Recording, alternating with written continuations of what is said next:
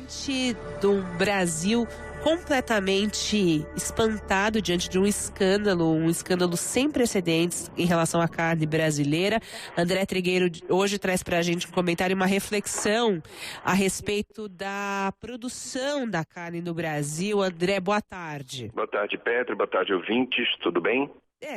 Se é que pode estar bem, né, André, diante desse escândalo. É claro que a gente, quando fala aí de alimentação saudável, quando a gente fala de sustentabilidade, quantas vezes você já falou sobre isso aqui no programa, a gente toca em pontos que são muito importantes. Mas aí vem um escândalo como esse nessa sexta-feira e a gente se pergunta como é que pode chegar a esse ponto. O que a gente pode falar sobre isso? Bom, em primeiro lugar, é evidente que a gente não pode estender a toda a cadeia produtiva da carne no Brasil os males que foram detectados pela Polícia Federal. É a maior operação da história da Polícia Federal, 2 anos de investigação, que alcança o maior exportador de carne do mundo, que é o Brasil, exporta para 150 países, o segundo maior produtor de proteína animal do planeta. Então, esse abalo sísmico causado pelo resultado da operação da Polícia Federal alcança não é só o Brasil, é o mundo. O mundo está de olho no Brasil. Evidentemente, não vou perder tempo aqui com o absurdo, né, quer dizer, a desumanidade, o ato criminoso e vil de quem impôs a terceiros, eventualmente crianças, idosos, pessoas hospitalizadas, o consumo de uma carne estragada.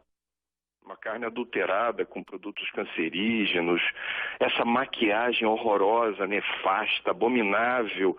Eu realmente me reservo aqui, Petra, no tempo que a gente tem, o direito de não tecer comentários, porque isso me enerva, porque é algo realmente... eu espero que o Código Penal tipifique com muita gravidade a punição para quem faz isso, né? Agora, esse escândalo, por mais que venham os desmentidos categóricos de representantes do governo, das empresas, dizendo, como eu disse há pouco, que isso não alcança toda a cadeia de produção, o estrago está feito. Até o momento não foi possível precisar o raio de alcance dessa carne fraudada e estragada. Isso é péssimo. Segundo, as ações das empresas que operam no mercado aberto desse setor despencaram fragorosamente, porque não podia ser diferente. Terceiro, você vai ter que ter um freio de arrumação em todos os protocolos e sistemas que rastreiam e monitoram a qualidade da carne. Porque era uma quadrilha. Não adianta dizer que eram só 33, eles fizeram um estrago medonho, num país carnívoro, que se orgulha de exportar grifes de churrascaria, que cultiva o churrasquinho do fim de semana, que adora rodízio, idolatra picanha e por aí vai.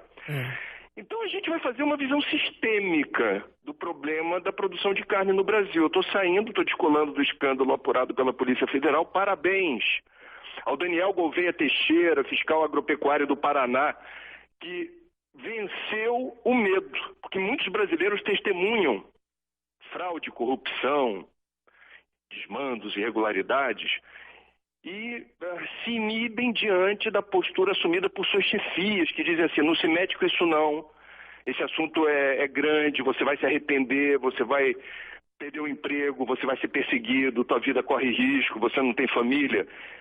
O Daniel, fiscal agropecuário lá do Paraná, foi orientado pelos superiores, percebendo o tamanho da encrenca disso que a Polícia Federal expôs ontem. Ele ignorou a orientação dos superiores e jogou no ventilador. Ele poderia ter enriquecido de boca calada, ele preferiu ser honesto.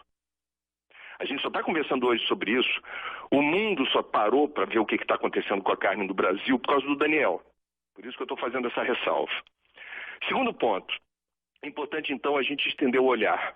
Sair do escândalo, sair do episódio da carne fraudada, adulterada, e entender o que é produzir carne no Brasil.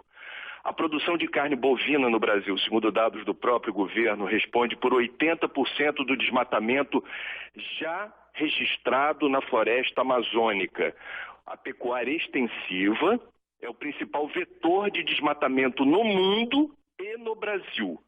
Destruir floresta em terras públicas, terras devolutas, para plantar capim e criar gado, é algo que ainda assola o Brasil. A pecuária, ela tem um problema de ineficiência pelo uso que faz do solo. É impressionante, Petro, os dados oficiais.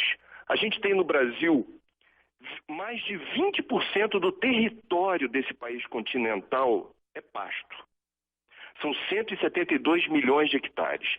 Para o ouvinte ter uma noção da ordem de grandeza, isso é 3 vezes mais do que a área ocupada pela agricultura.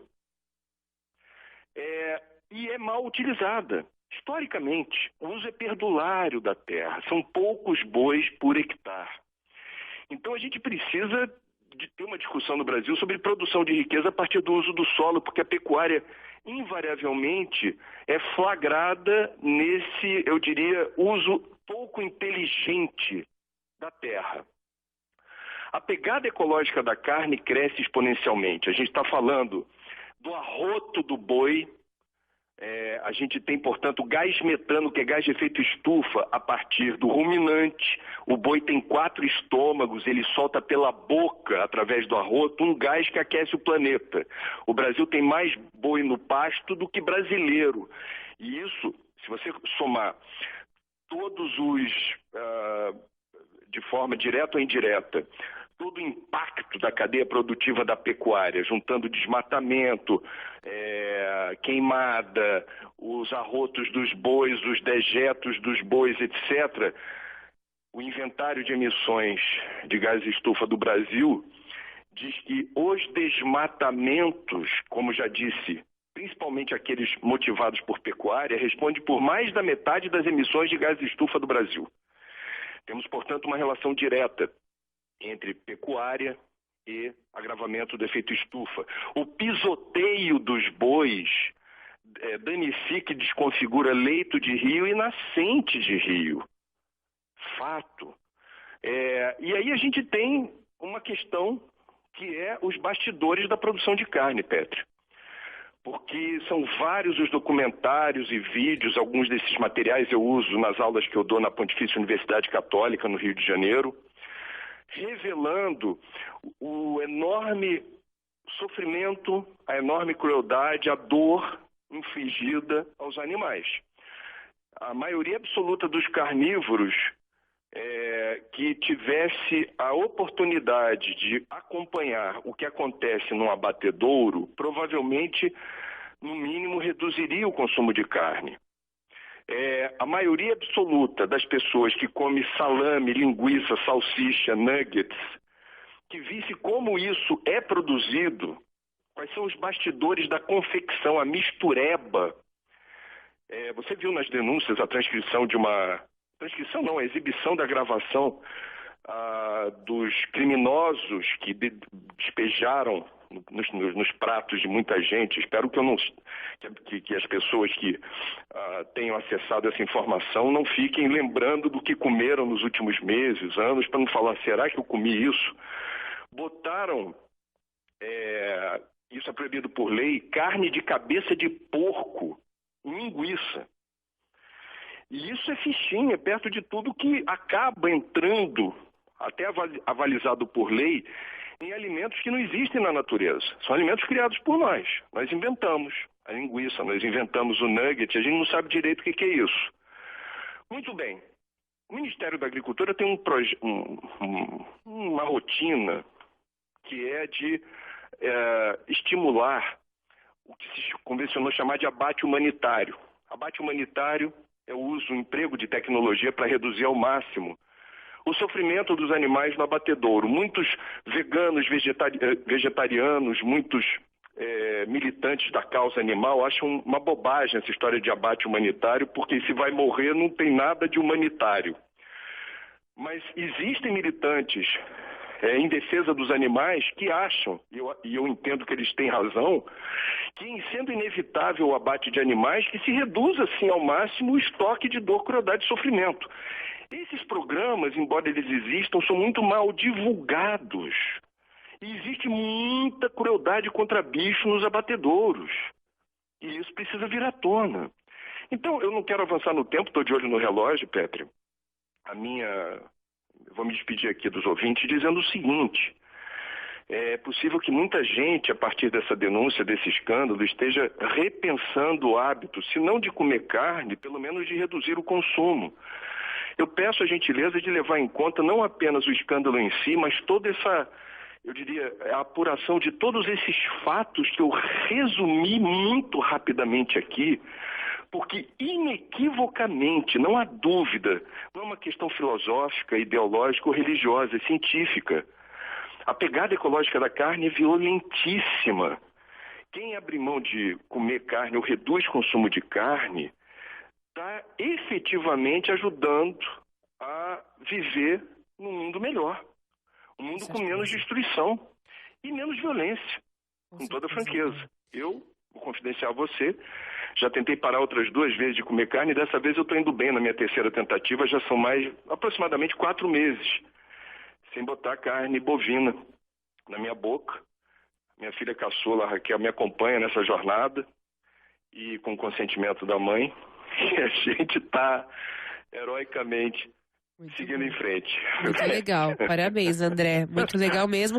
Só para terminar esse comentário, eu quero deixar uma dica para os ouvintes, se é que já não acharam até pelo nome da operação da Polícia Federal da Carne é Fraca, o Instituto Nina Rosa, e eu tô bem resfriada, por isso que você está me ouvindo anasalada, André.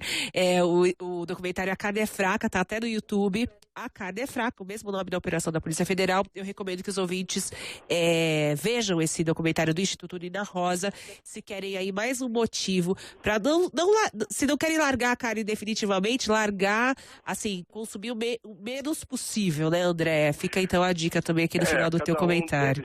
Escolher com soberania como fazer. Comer sem patrulhamento, sem vigilância. Agora, a versão escrita, com mais detalhes do que a gente falou aqui, está no meu Facebook. Quem quiser dar uma lida lá, é só checar. André, obrigada e até amanhã. Tudo de bom.